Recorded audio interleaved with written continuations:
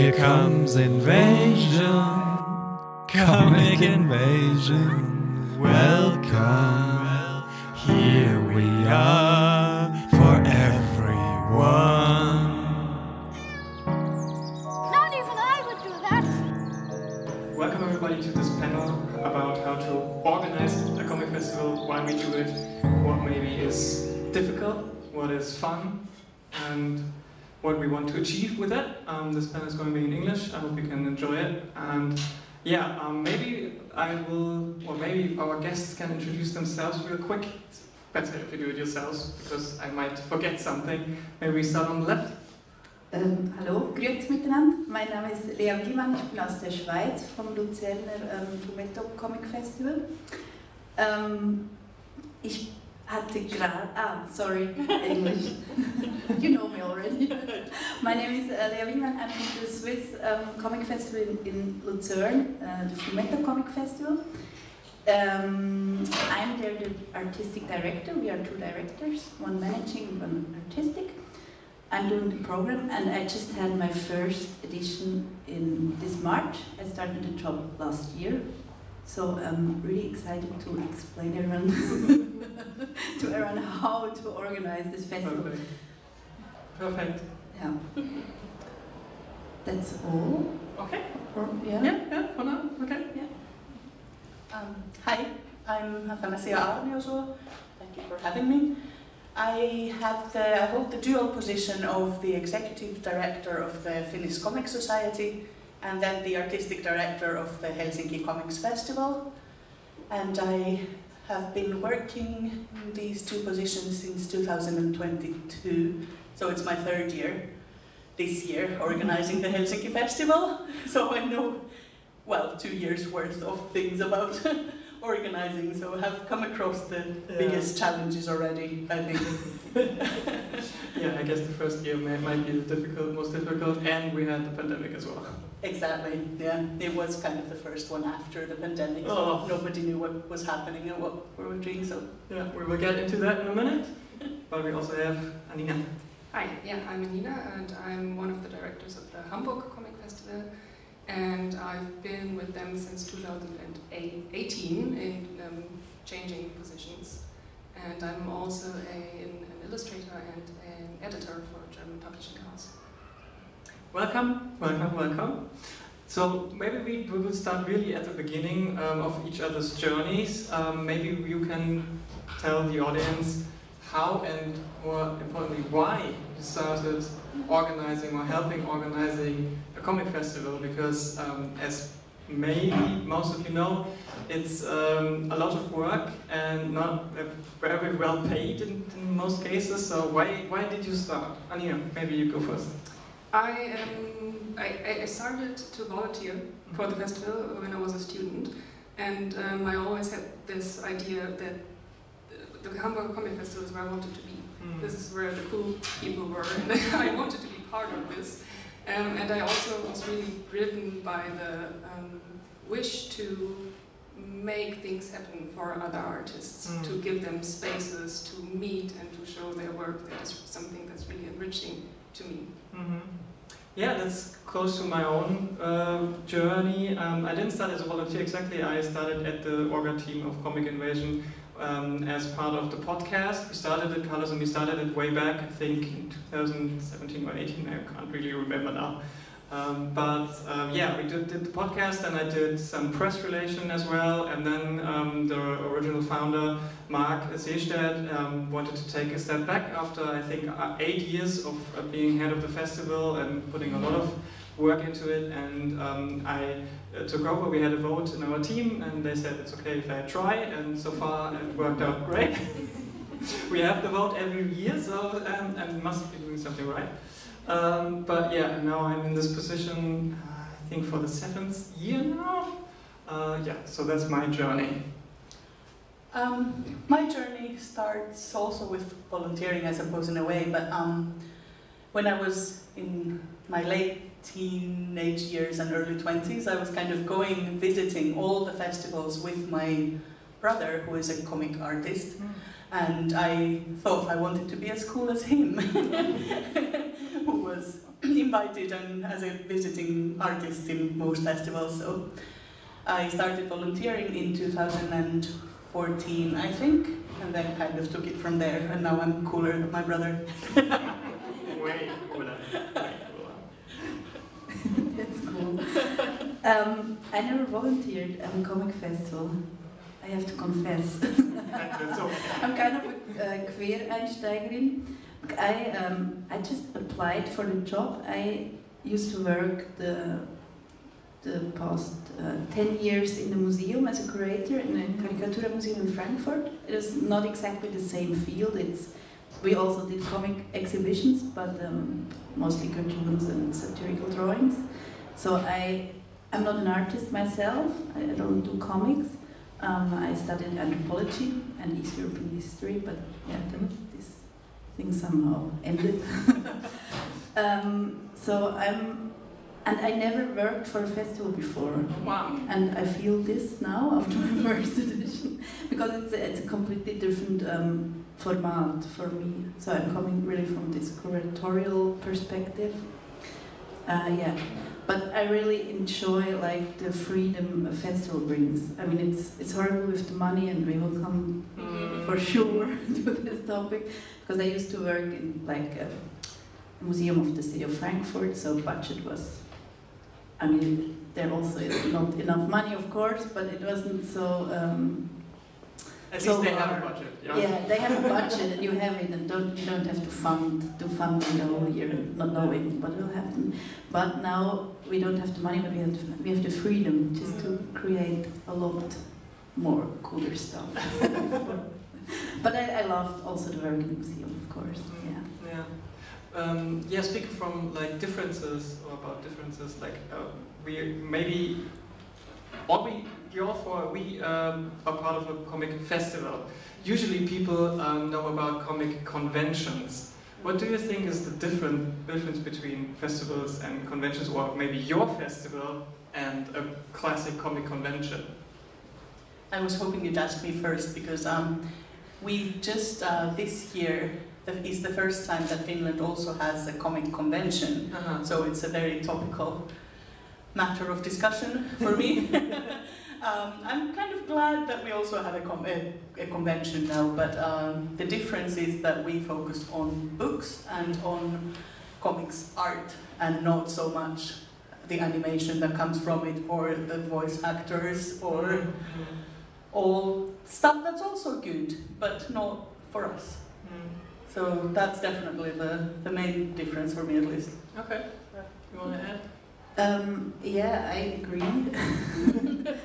Because Fumetto is basically the structure is like the exhibitions, and this is like the soul of the festival, and it's not very commercial. And I must confess, again, confession, I don't know a lot about comic conventions. I think it's more like the commercial thing. And we are really non-commercial. It's really the art is in the center of the whole thing. Yeah. I think it's also we show other genres of comic. I mean, we show a lot of different genres, because comic is the medium, not the genre. But we are more like in this avant-garde, artistic field of comics. I don't know if there are avant-gardistic comic conventions. But maybe that would be a thing we would do in Lucerne. Yeah. Maybe we have to invent this. Maybe. Yeah, I will take notes. Take notes. Maybe someone in the room will do it next year. Yes, please, reach out. Hamburg is also quite focused on exhibitions, right? Yes, it's quite focused on exhibitions, and we have also the little fair, and yes, very little, I think. It's very different to a convention, but also I think we don't have a strong culture of convention in Germany yet. Maybe it's happening right now, and I think it's also a matter of discussion with us if we would like to overlap with conventions and with like cosplayers and movie fans. We're not sure. I think it's it could also be important to keep pushing for the independent comics. Yeah, because there has been a start in Germany for comic conventions in the last couple of years. Then Corona came and it went down a bit, but we had like this German Comic Con thing, which was, I think, just 2 years before the pandemic hit. They did it for the first time. There was one in Berlin as well. I don't think there is anymore. I think there are 2 or 3 maybe left technically in Stuttgart and Dortmund or something. And Bochum, and they're completely different. Like they're really focused on these like big names, and they have actors and stuff like that. And I don't want to bash it. It's still an interesting thing to meet your heroes and stuff like that. And we don't have like the big superhero comic artists like they do in the States, where this comic convention originates from. I always wanted to experience an American comic convention just to see what it is. The closest I got was when I went to MCM in London maybe 8 years ago, so a couple of years already passed, but I didn't really know what to do. Because I was there alone, and maybe it's something you do with your friends, because all the big names that they had were not really interesting to me, and I didn't want to have like a photo op with someone that I don't know. And yeah, I think that's also some of the differences. I think, at least for ComicInvasion, for us it's important to highlight like newcoming people we consider ourselves some sort of a grassroots kind of thing. So we also are happy if some of the more famous people want to do something. I mean, a couple of Berlin artists are famous-ish right now, like Vier or Flix, who did some international stuff for Lucky Luke and Spirou. So they are bigger names, sort of, and I'm happy if they want to do something at the festival. And Vier did something for the festival a couple of years ago, and it was great. But I think our focus is also like to engage new people, like people who maybe have not thought about being an artist, and maybe encourage them to just start with the medium and start drawing. And that's why we have so many workshops here as well. And I think workshops are like an essential part of a festival. I don't know, what about you? Do you have like workshops at your festivals? Yes. Yeah, we had to cut budget, so there weren't a lot last edition, but yeah, we always have. Mm-hmm. We also have like the kids space, it's a Fumettino, and that we tried to expand a little bit. I think in the earlier years it was really more like a kita, but which is perfect, because then parents can go and watch and kids could also draw. It was always a drawing situation. But now we really did like a children exhibition, but it's more, and we are very open about what is comic and what not in Luzern. And we also include children books, because we work together with Polo Club. It's kind of a program, mentoring program for upcoming children book illustrators, and they like designed, or they did the exhibition. And so yes, of course, a lot of hands-on situations. Yeah, we also have like the how to draw a comic with Costilla and this stuff. But also very much base level, like introduction. Or do you also have something for people who already draw, but to further the craft? I think, yeah, it was. We didn't have it in this edition, but it was and will be again, hopefully, a master class, because we have the HSLU, the university in Luzern, with a strong illustration Studiengang. And a couple of years there was a master class during the festival for illustrators. Oh wow! So, and we really want to make this, to make that again. Yeah, we're working on this. So yeah, on different levels, for kids and for adults who just start draw, but also for professional artists. Yeah. Yeah, we always organize workshops. It's one of my big passions. Giving workshops, organizing workshops, also children, beginners, and artists. But I think it's always a little more difficult for the artists to do something in the short time they have. So we might work on that concept, I think. Yeah, we have a couple of workshops during the festival, so it's not a major focus for us. But this year, our next festival, which is the end of August and beginning of September, we have 2 or 3 workshops organized for that.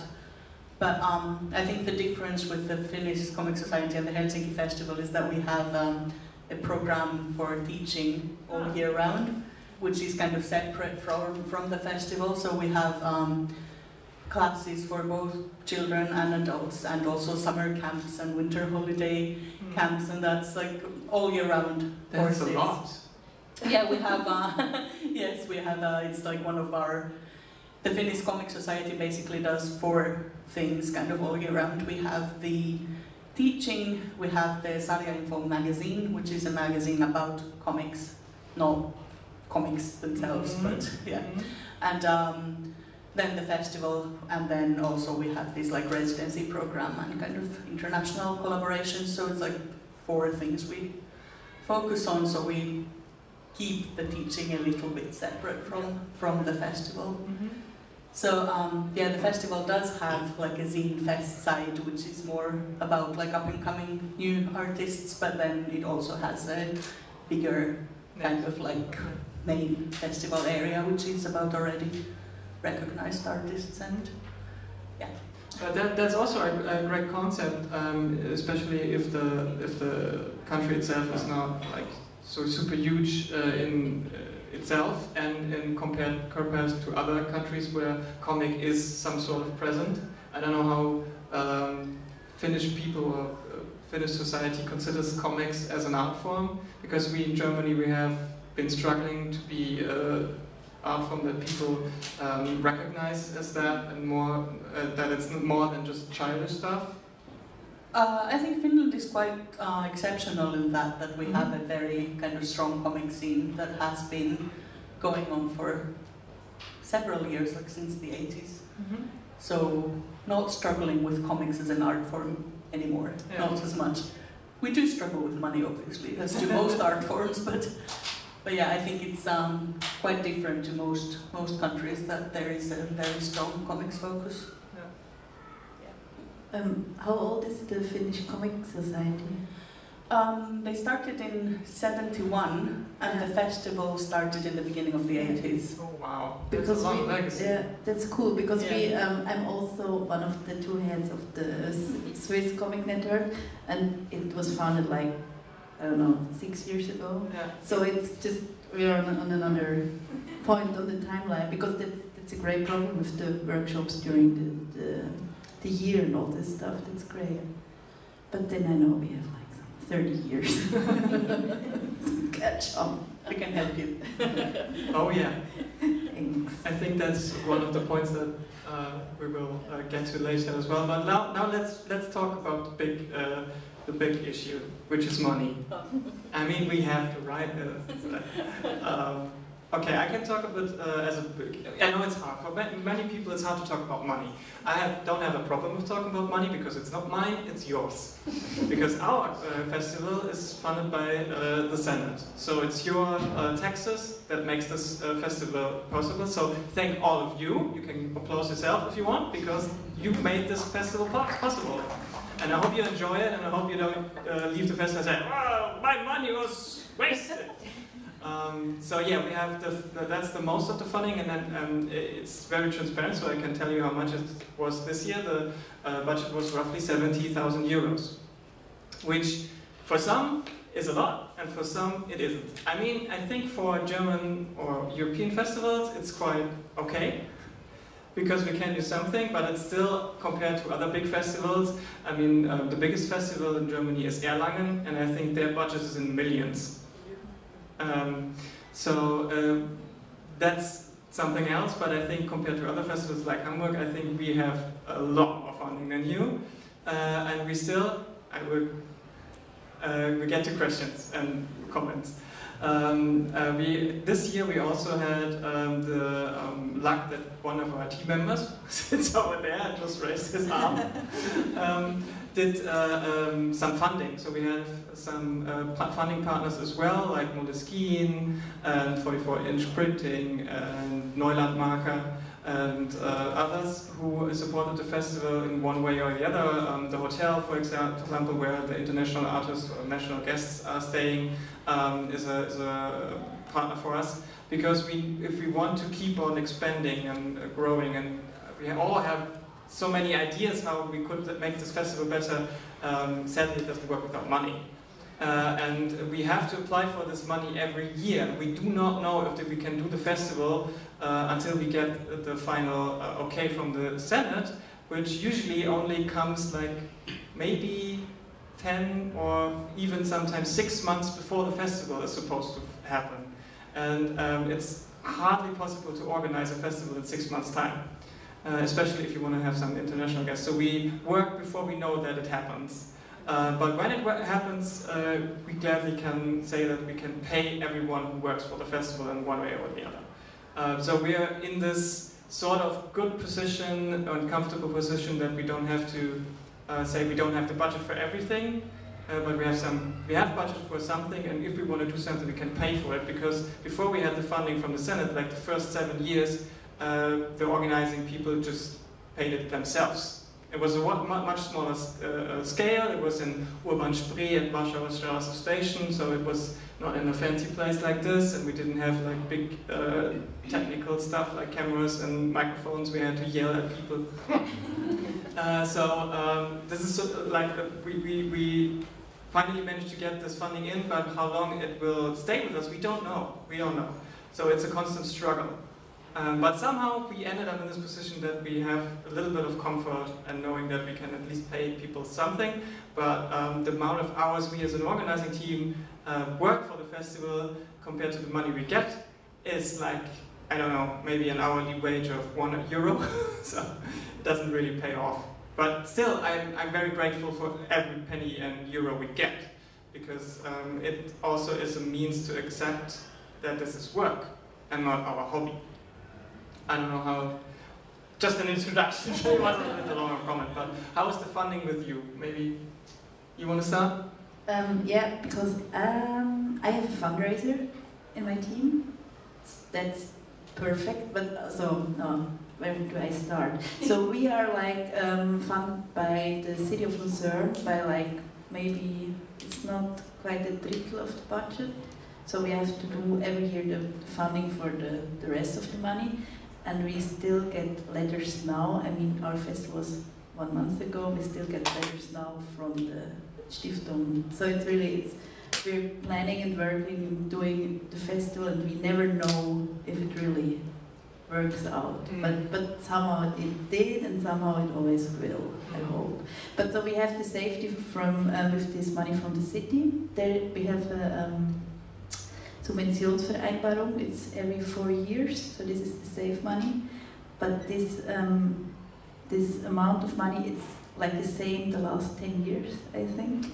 So that's also like, I mean, we are kind of established and safe-ish, but it's also like it never became higher, and we feel this now. So we are most of the team. Now we are kind of a new team.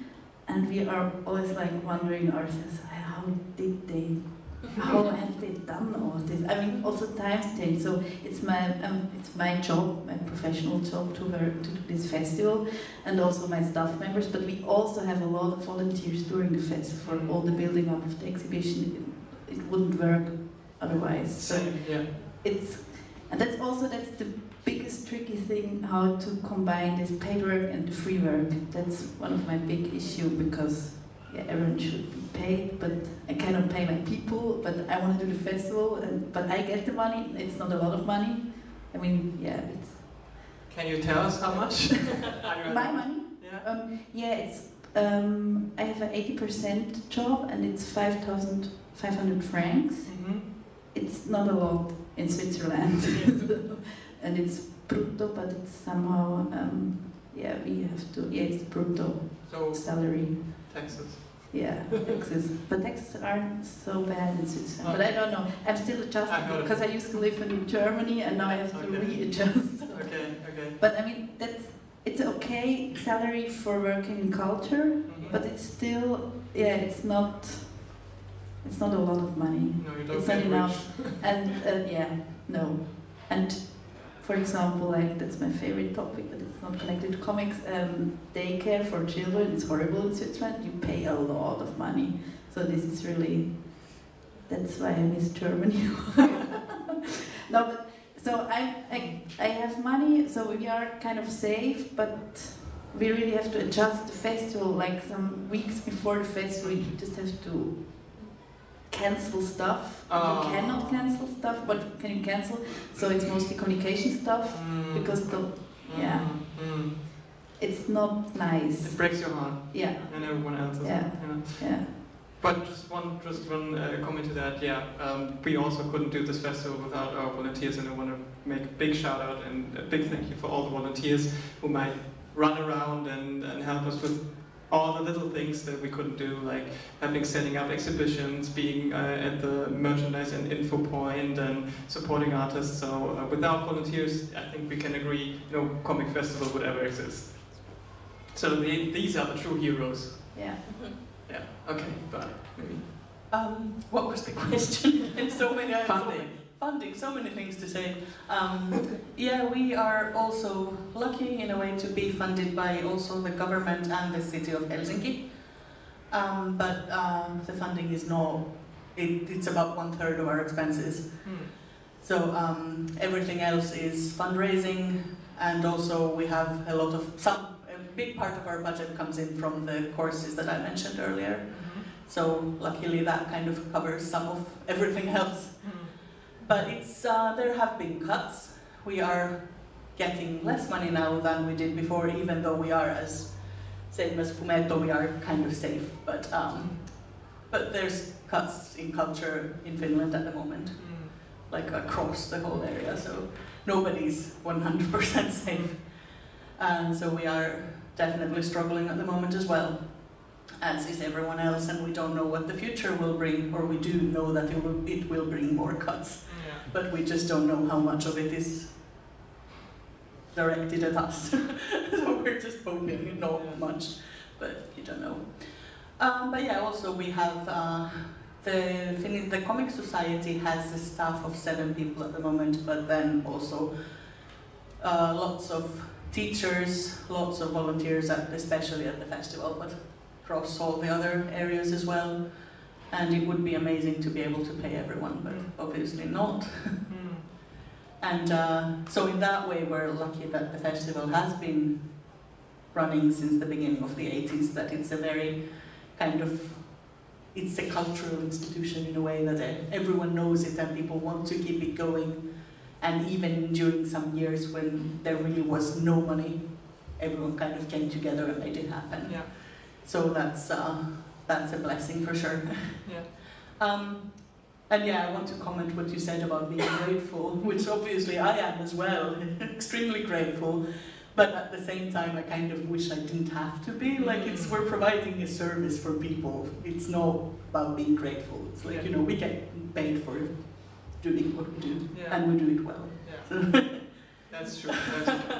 Yeah, that's true.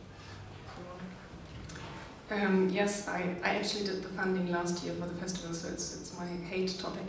I suffered so much. We do not have fixed funding. We have to apply each year.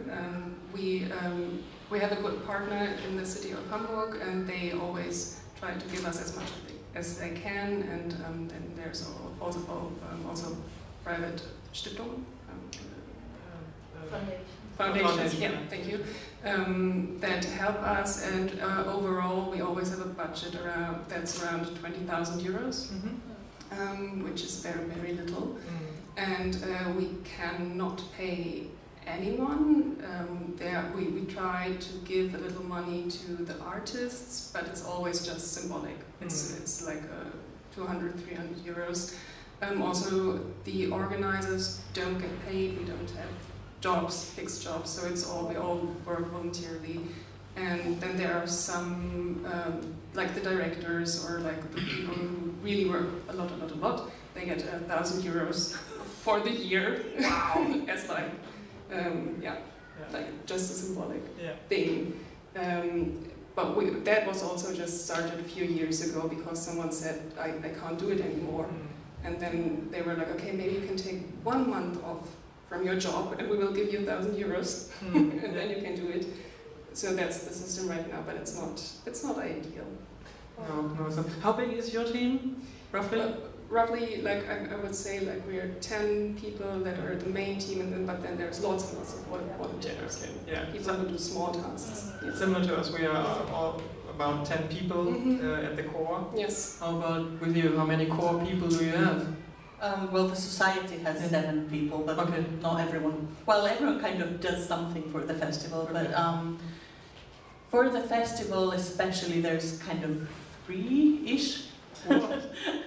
Only 3 people for the whole festival? Pretty much, yeah. Of course, the others do as well. Yeah.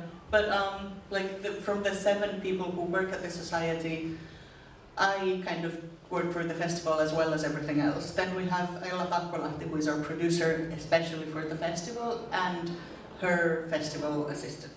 So that's kind of like the people who work directly with the festival. Then there's 2 people working with teaching, so teaching coordinators, and the editor of Sarja Info magazine. And then we have 1 teacher who has an ongoing kind of like a paid position.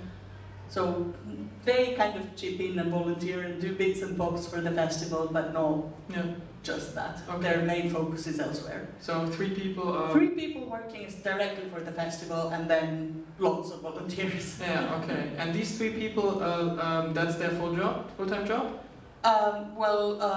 Mine is 40% because I'm also the director of the society, so that's 60%, so it adds up to 100. And then the producer, Ella, works a 60% job all year round for the festival. Okay. We are 6 people. Yeah, it's me and my co-director. We both have, we're all paid and fixed, non-temporary jobs. But of course the workload is like this, and then you have overtime for the rest of the year. So me and my co-director have an 80% job, and communication is 35%, production is Anna is a 50% job. I mean, this is like during some months it's 100% and during the rest of the year it's nothing. And we have a fundraiser, 40%, and kind of an admin person, 20%, 6 or 7.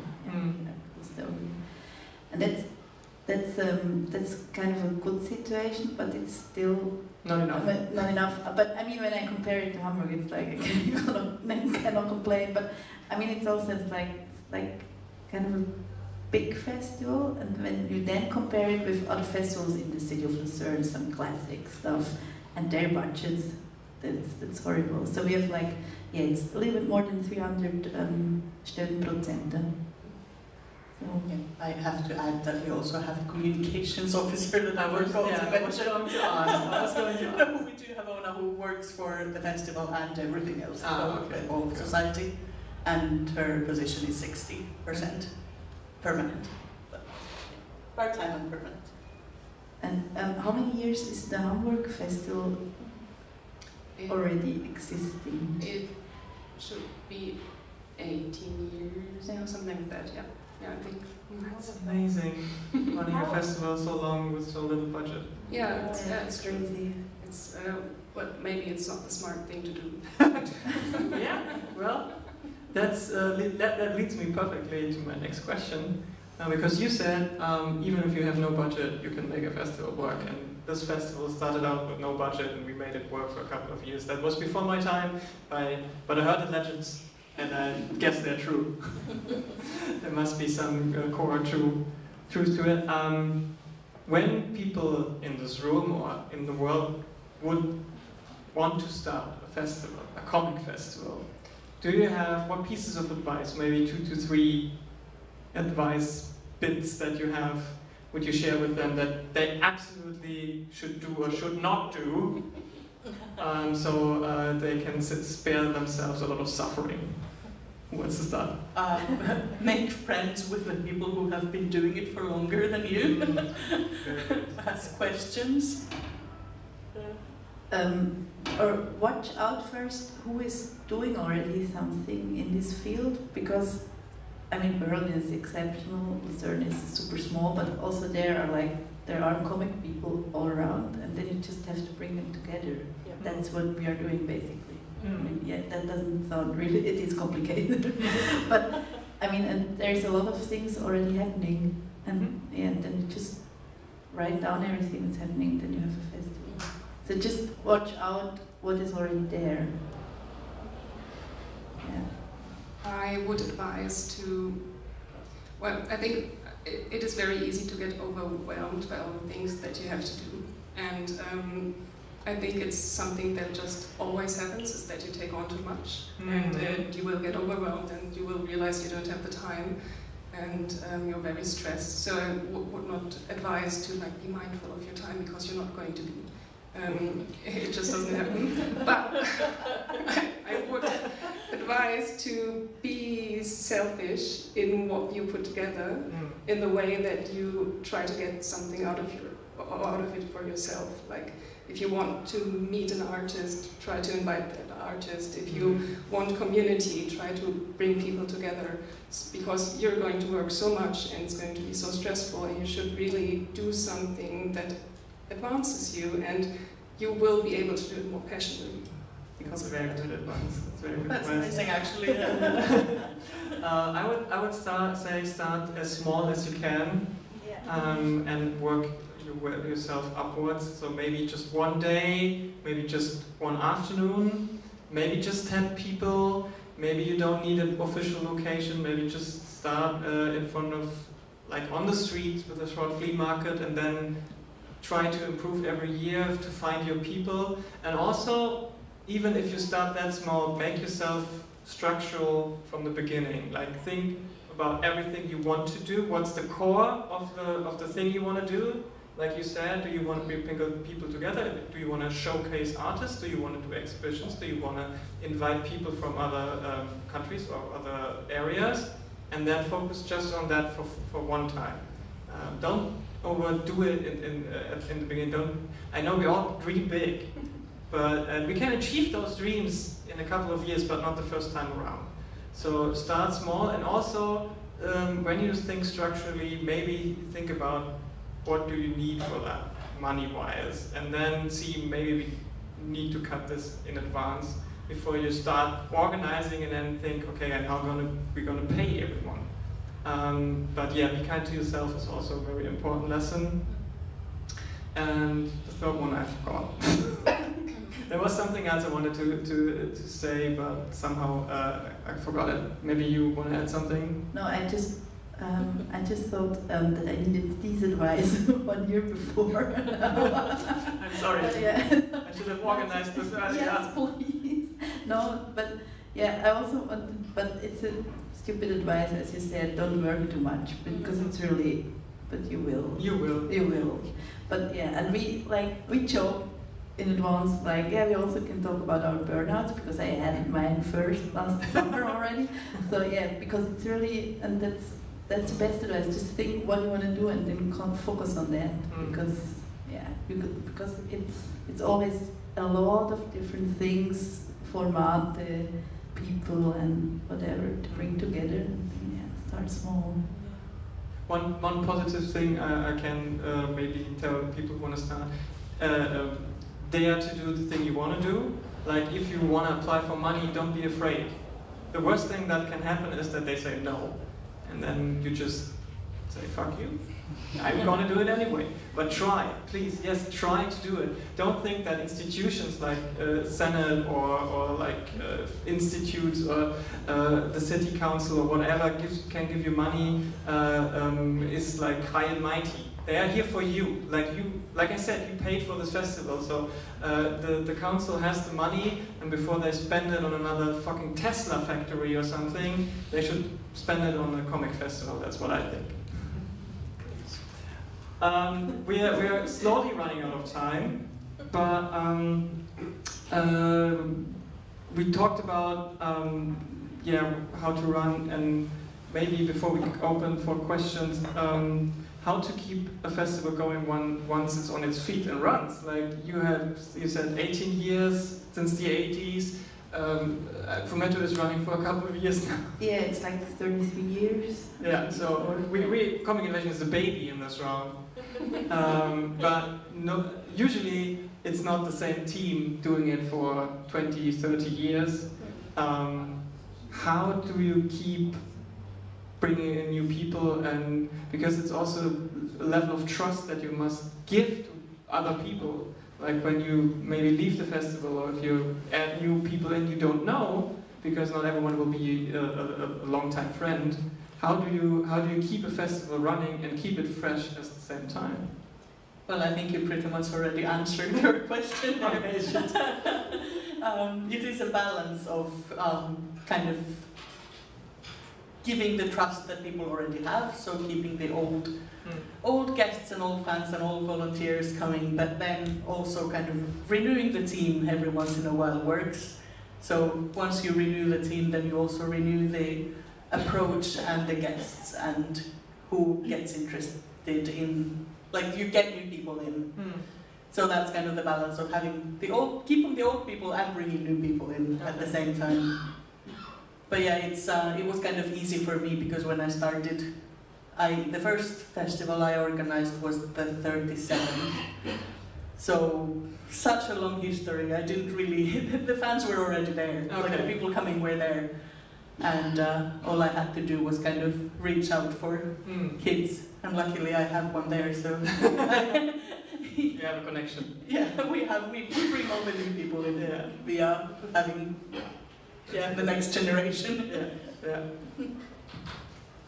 We have a very good connection to the school in Hamburg, where lots of people come to study illustration and comics. Anke Feuchtenberger teaches there, and that's also how I started. As I said, as an illustration student, you see the festival and want to be part of it, so you go to volunteer, and this is where most of our team members come from, actually. And it's also very nice because they're also artists, and they have a different perspective. They have a great perspective on the art and the comics, and also it evolved to the point that now we have a cooperation with the school, so that one of our members, Sasha Hommer, who also founded the festival originally, it does now teach at the school how to organize the festival.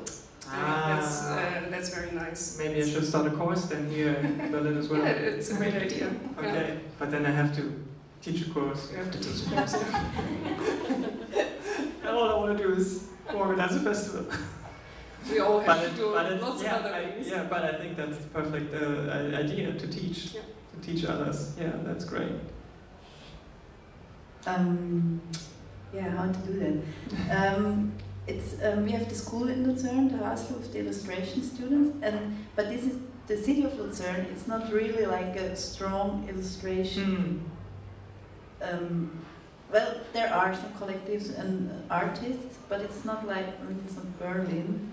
So people are also leaving Luzern, but Luzern is also small. So. But it's somehow, and Fumetto is quite a brand and has its tradition and fans, but it's also, I think, during pandemic, which is a very good Ausrede also, but it lost somehow. I don't know, I still try to figure out, but because, I don't know. I hope my team will stay like I have it now for a long time, but it's not a well-paid job, and it's also a workload which is very up and down, challenging to handle, because you have a lot of work and then you have nothing. And now I forgot what I wanted to say. Because it's just once in a year, and then you have because we are now all kind of new, and this transfer of knowledge from the early years, I mean, it's an established festival, but it wasn't like, we can just do it how it was done before, because it's super unclear, and a lot of things, and I cannot take the order with the, how the small press have, like this, and it's not like that. We really had to try to find out how things were made, and this is it's also a grown structure. It started very small. That was a good point about the structure, to define this in the very beginning, because you can feel it. It's huge now, and it started small, and the structure never was adjusted, and that's kind of a gap we feel now. Yeah, that's And so, yeah. And that's also a good thing. You don't want to keep doing things exactly the same way as your predecessor.